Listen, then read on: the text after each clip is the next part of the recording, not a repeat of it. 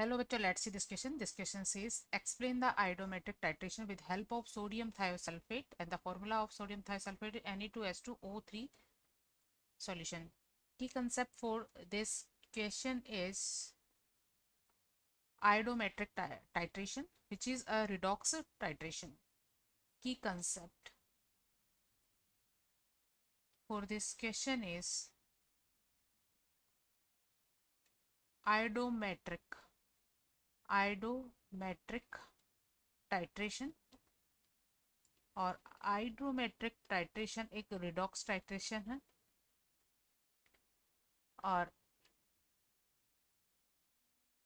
ये एक indirect titration है।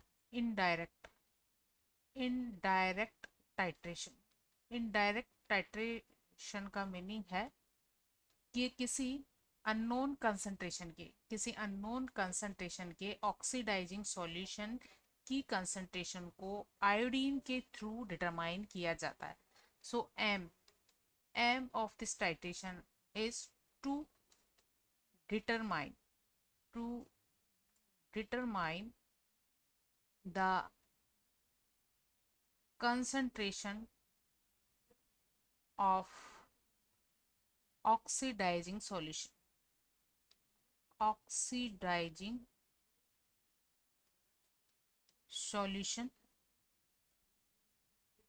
where I minus is oxidized in I2 and this I2 is titrated with standard sodium thiosulfate solution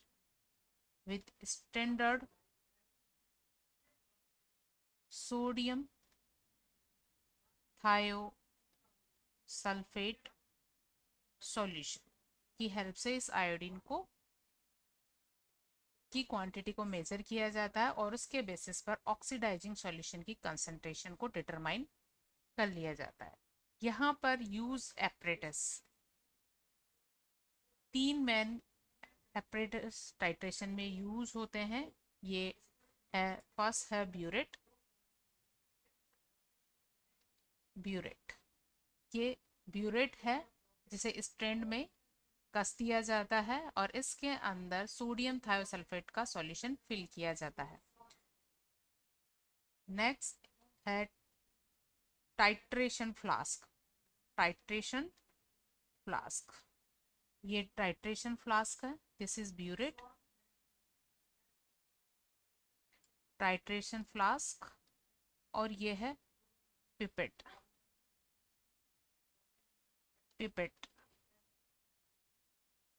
और pipette की help से oxidising solution के 10 ml 15 या 20 या 25 ml इसकी हेल्प से मेजर किए जाते हैं और उसे फ्लास्क में लिया जाता है। और फ्लास्क में लेने के बाद ब्यूरेट जिसमें कि सोडियम थायोसल्फेट का सॉल्यूशन प्रेजेंट होता है, Na2S2O3 सॉल्यूशन इसमें भरा हुआ होता है, के थ्रू इसको टाइट्रेट करते हैं। जब इसको इसके साथ टाइट्रेट करते हैं तो रिएक्शन की कंप्लीशन वह कंडीशन होती है जिसमें फ्लास्क में लिए गया रिएजेंट जब इसमें सोडियम थायोसल्फेट को ऐड करते हैं तो कंप्लीटली कंज्यूम हो जाता है। जैसे ही वो कंप्लीटली कंज्यूम होता है तो हमें एंड पॉइंट मिलता है और एंड पॉइंट को हम बाय द कलर चेंज के थ्रू ऑब्जर्व कर पाते हैं। तो क्योंकि यहाँ पर इस टाइट्रेशन में ऑक्सीडाइजिंग एजेंट I माइनस को I2 में ऑक्सीडाइज कर देता है और इस I2 को स्टार सॉल्यूशन की हेल्प से सॉल्यूशन में एब्जॉर्ब कर लिया जाता है जिससे सॉल्यूशन का कलर ब्लू हो जाता है। तो इस ब्लू कलर के सॉल्यूशन को फ्लास्क में पिपेट की हेल्प से मेजर करके लिया जाता है। देन इसे सोडियम थायोसल्फेट सॉल्यूशन से टाइट्रेट किया जाता है। एंड पॉइंट पर इसका पूरा ब्लू कलर डिसअपियर हो जाता है क्योंकि आयोडीन रिएक्ट कर लेता है सोडियम थायोसल्फेट से I माइनस में चेंज हो जाता है।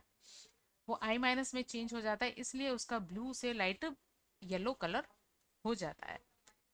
तो यहाँ पर इनडायरेक्टली आयोडीन की हेल्प से किसी ऑक्सीडाइजिंग एजेंट की कंसंट्रेशन को मेजर किया जाता है, इसलिए इसको आयोडोमेट्रिक टाइट्रेशन किया जाता है। सो यहाँ पर कॉपर 2+ का सॉल्यूशन, अगर कॉपर 2+ का सॉल्यूशन लिया जाए और उसमें KI या आयोडाइड का कोई सॉल्ट ऐड किया जाए तो कॉपर 2+ का कॉपर+1 में रिडक्शन हो जाता है और बनती है आयोडीन। आयोडीन बन जाती है। अगर इसको बैलेंस किया जाए तो 2Cu2+ के साथ या 4I- लेंगे तो 2Ci बन जाएंगे और 1 मोल आयोडीन का बनता है, तो यहाँ आयोडीन बन जाती है। तो ये जो आयोडीन बन जाती है इस सॉल्यूशन में इसमें डाला जाता है स्टार्च। स्टार्च सॉल्यूशन इसमें डाल दिया जाता है। जैसे इसमें स्टार्च सॉल्यूशन डाला जाता है ये ब्लू कलर का हो जाता है। ब्लू कलर का सॉल्यूशन हमें मिल जाता है। इस ब्लू कलर के सॉल्यूशन को हम पिपेट की हेल्प से फ्लास्क में ऐड करते हैं और फ्लास्क में लेने के बाद इसको सोडियम थायोसल्फेट से टाइट्रेट करते हैं और एंड पॉइंट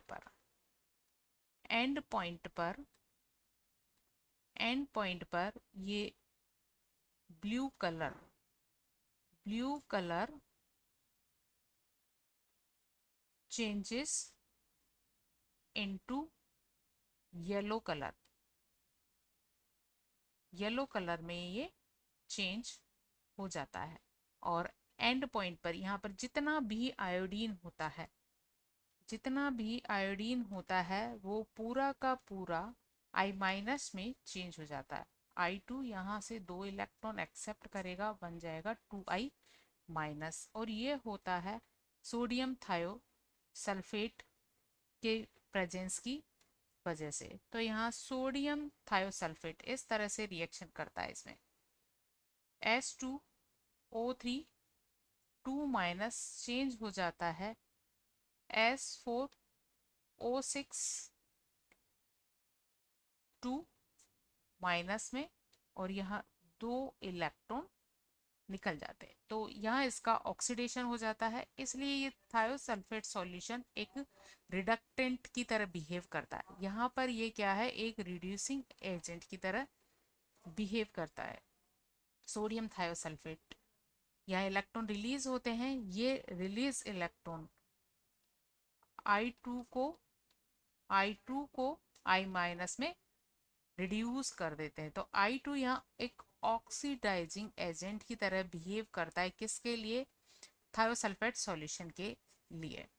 तो इस तरह यहाँ पर I2 की क्वांटिटी को मेजर कर लिया जाता है और I2 की कंसंट्रेशन को कैलकुलेट करके जो हमने इनिशियली ऑक्सीडाइजिंग एजेंट लिया था जिसने I- को I2 में ऑक्सीडाइज किया था उसकी कंसंट्रेशन को कैलकुलेट कर लिया जाता है। तो क्योंकि यहाँ किसी ऑक्सीडाइजिंग एजेंट की कंसंट्रेशन को आयोडीन की हेल्प से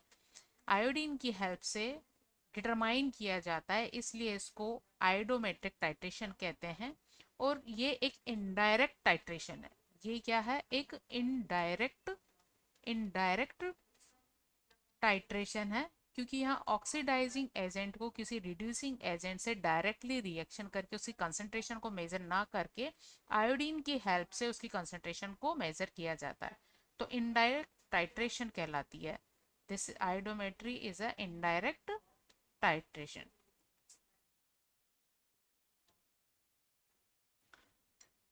Hope you understood it well. Best of luck.